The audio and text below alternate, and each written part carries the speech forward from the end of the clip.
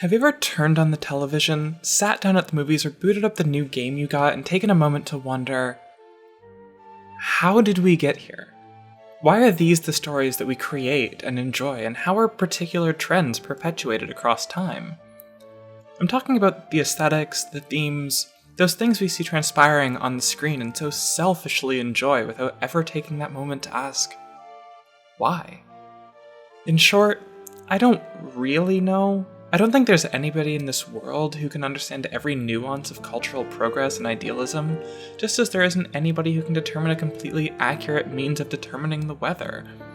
There are too many small details that interact in ways that, while not being outside of the human capacity for understanding, nevertheless add up to something that is too complex for us to understand completely. And so, rather than trying to explain the tendencies for culture broadly, or even the reasons behind the perpetuation of one cultural theme in specific, I'm going to try and explain the ways in which the intentional and unintentional inclusion of tropes and aesthetics in pop artifacts affect the emotional experience for the audience. For the purposes of this video, and to act as a sort of case study, I'll be looking into the ways in which science fiction tropes from Pulp Fiction make their way into a modern game like The Outer Worlds. To address the question of emotional experience as a result of theme and aesthetic, we first need to understand two key factors. First, the ways in which the design and development process incorporate these features into the game world narrative and mechanics. And second, the role of the player as an actor, one with agency and the possibility for interaction. But before we get into that, what is Pulp Fiction and what is The Outer Worlds? Looking at the game description on the Epic Games website, The Outer Worlds is described as a single-player, first-person sci-fi RPG from Obsidian Entertainment and Private Division. Your story begins lost in transit while on a colonist ship bound for the furthest edge of the galaxy. You awake decades later only to find yourself in the midst of a deep conspiracy threatening to destroy the Halcyon colony. As you explore the furthest reaches of space and encounter various factions, all vying for power, the character you decide to become will determine how this player-driven story unfolds. In the corporate equation for the colony, you are the unplanned variable. What Epic's description doesn't tell you about is the significant amount of time you'll spend looking up into the sky, mouth hanging open at the sheer beauty of the constructed world, or rather worlds, around you.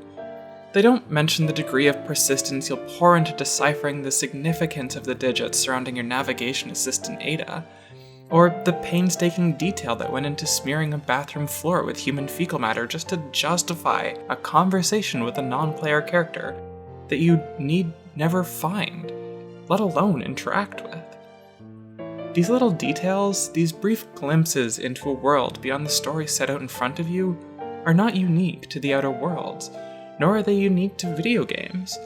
In fact, Pulp Fiction magazines from the mid-1900s operate very similarly. As much as there is a predictable flow from cover to cover for the magazine, there are a significant number of paths and details that the reader can traverse, and others may not.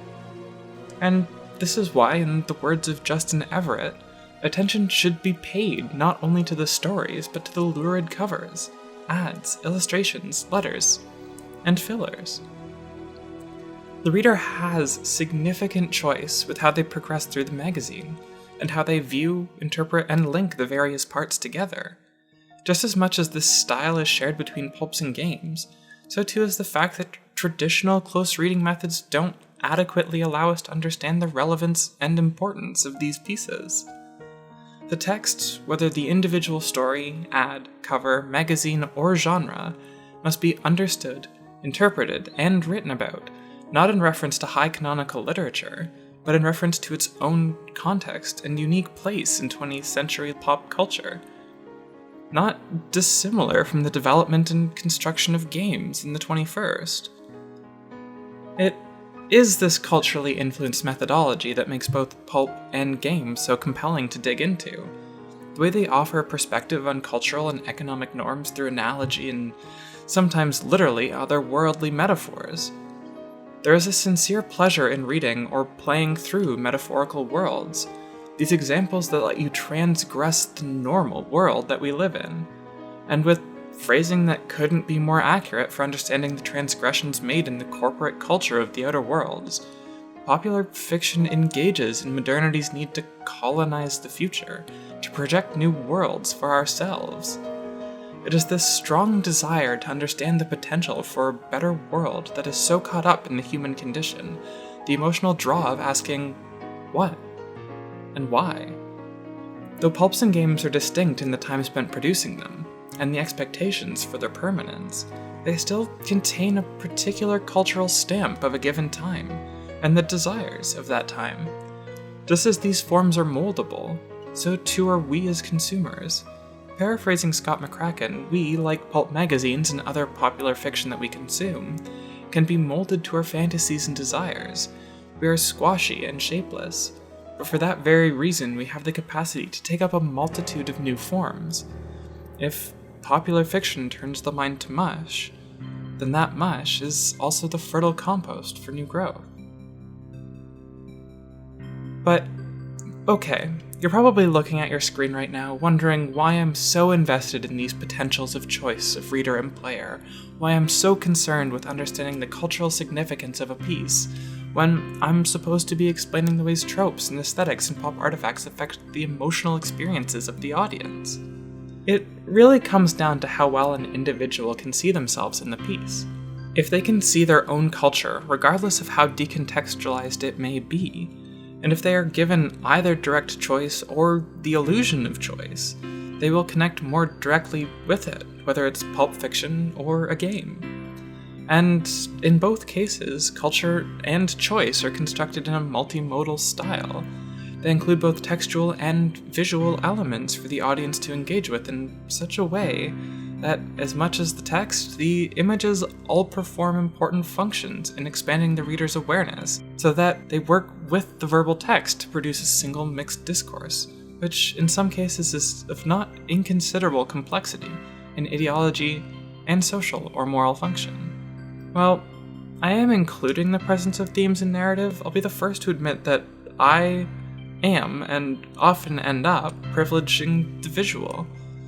While the narrative elements of fiction provide a certain degree of emotional power to them, there is seldom something that grabs our attention as quickly as an image that is striking in some way. Think about the last time you were at a formal gathering and your crush walked in, the last time you were watching a horror film and the monster rapidly turns to the protagonist, or the photograph of a lone tree in the desert that has become burned into our minds. Though the power of these images is in part due to the immediacy of interpretation rather than the slow burn of a textual narrative, it is also a result of the authority of an image, or rather the inherited authority of the photograph. While the photograph is indeed a form of image, it is also so much more. The photograph also acts as a trace, something directly stenciled off the reel, like a footprint or a death mask. While a painting, even one that meets photographic standards of resemblance, is never more than the stating of an interpretation, a photograph is never less than the registering of an emanation. And while Susan Sontag identifies this trace value of the photograph as unique over that of the simple or constructed image, these constructed images still hold a believability over that of the written or spoken word. And it is this believability that makes these striking visual moments so emotionally compelling. Think about how the cover of a magazine is designed to hook you in, make you curious for more, while at the same time introducing you to some of the contents. Looking at the cover of the August 1926 issue of Amazing Stories, we can immediately understand that there will be stories by Wells, Verne, and Service inside. Yet, it's not simply the words that signify this.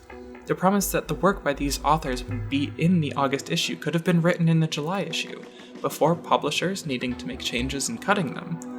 It's not until the authors' names are put in the context of the magazine cover, and the cover image, that they are in fact made certain. The Outer Worlds plays with this certainty and provides the audience with teases into the contents of the game world with its loading screens. Whether it's advertisements to in-game products, biological diagrams of creatures found throughout the world, or, interestingly, pulp fiction-esque stories in the game universe. Obsidian is preparing the player for what they're about to see, This layer of text and image, particularly those most closely tied to pulp lineage, demonstrate the power of these aesthetic trends. Both the pulp magazine of the 1900s and The Outer Worlds prepare the audience for the contents. This doesn't only allow for the publishers to set audience expectations, but also influences how the audience interacts with content. In pulp, this may be a privileging of certain content over others. In The Outer Worlds, it may be a preparation for, and the thing I immediately recall, when I realized sneaking up behind a Mega Primal probably wasn't a good idea. There's an interesting vulnerability for the audience in these cases. The publishers have structured everything, they know what to expect, and act as a form of direct observer for both the images and the content. While there is, of course, impact on that direct observer, both when they are composing the piece and when they potentially interact with it after it is complete, that impact is heightened for the individual who has no choice but to take on the distinct passivity of someone who is a spectator twice over, spectator of events already shaped, first by the participants and second by the image maker. But we cannot ignore the truth of Sontag's claim for the distinction of the photo over that of the constructed image. In fact, it is this very construction that makes the viewer begin to question the truth of the image. For our specific comparison, the digital scans of original pulp magazines act as a sort of photograph, a direct representation of the material object with some sort of image trace to their cultural origin. While the images in these pulps remain constructed in relation to their narratives, they remain static in terms of a contemporary viewer's understanding. Games like The Outer Worlds operate in disregard for this object permanency, opting instead for a sort of flow through these image spaces. Immersion. Games in this way act in the same manner as film, preferring this flow of images over the retention of the singular. For Roland Barthes in Camera Lucida identifies the nature for the photograph, or in our case the scans, to be without future, flowing back from presentation to retention. The game possesses a form of continuity, a facsimile of what Barthes calls normal, lifelike. It is this flow, this parallelism to our real lives that makes playing these games so immersive. The images don't stand out in the same way that those in the pulps do, but they become engaging and significant through repetition. Consider the way the October 1926 cover of Amazing Stories constructs the conflict between the man and the arthropod-like alien creature. The one static image contains all the information there is, without a past or a future. The Outer Worlds approaches conflict in a manner more fitting to the immersive nature of their medium. Rather than needing to depict the opponent in an all-encompassing static manner, the conflict is able to unfold, develop, and come to a flashy conclusion. But the anthropods of Amazing Stories and the raptidons of the Outer Worlds function in the same way. The conflict they pose, in whatever manner that is, creates an engaging and, for all intents and purposes, emotional story and world. But these flashy elements aren't the only common theme between pulp and video games that work together to affect how the audience interacts with the text. There are all those paratextual elements, those things on the periphery of our attention that nevertheless hold a significance for how we interact with the objects. Whether it's the page or the screen, there's a space that needs filled, and its edges mark the point at which the rest of the world begins. Comparing the work of James Mussel, we learn the fact that we often overlook the page in preference to articles is a testament to the ideological operations of the text, foregrounding certain aspects of it as content, while concealing those other aspects that gesture towards its production, retail, or consumption as details of form. Those aspects, the advertisements, printer's marks, price tags, all work to solidify and contextualize our understanding of the text, while only becoming truly visible through conscious effort. But is that any different from the extra details on your screen while playing The Outer Worlds? The health bars, the ability cooldowns, the ammunition numbers, the waypoints, all of these things work to inform and contextualize without ever explicitly drawing your attention. And when they do, you either made the effort to look at them, or they acted in an unexpected way. Though these elements may not be a direct descendant of the pulp magazines, our understanding of how they work follows the same process, and there is enough commonality in this process that it's hard to imagine there isn't an intellectual connection between the two of them. And it's through this connection that the importance of games as an extension of pulps in terms of cultural critique or cultural awareness becomes apparent. The collection of focus, small details, and aesthetics all work together to draw the audience's attention to these cultural factors. And drawing on the work of Mary Flanagan, we understand that play is an integral and vital part of mental development and learning, and playful activities are essential aspects of learning and creative acts. This process doesn't stop when we're children. We continue to grow, develop, and learn all through our lives, and these spaces provided by games allow us this opportunity. I haven't seen a better way of understanding the relationship between space and player than that set forth by Miguel Sicard. He says, "The relationship between space and play is marked by the tension between appropriation and resistance, how a space offers itself to be appropriated by play, but how the space resists some forms of play, specifically those not allowed for political, legal, moral, or cultural reasons. Play relates to space through the ways of appropriation in the constant dance between resistance and surrender. It is this tension that allows the opportunity for the player to learn. In the Outer Worlds, this tension is everywhere. The game allows you the opportunity to kill without regard for allegiance, but doesn't allow you to steal without having the guards come running. And while, yes, you can literally lie your way out of getting caught, your reputation is directly impacted as a result. It's these decisions made by the developers that reinforce cultural and societal norms in the same way as the pulps. Both the pulps and games like the Outer Worlds use common themes to bring forward and reinforce these norms, while also allowing for the possibility of critique with conscious effort.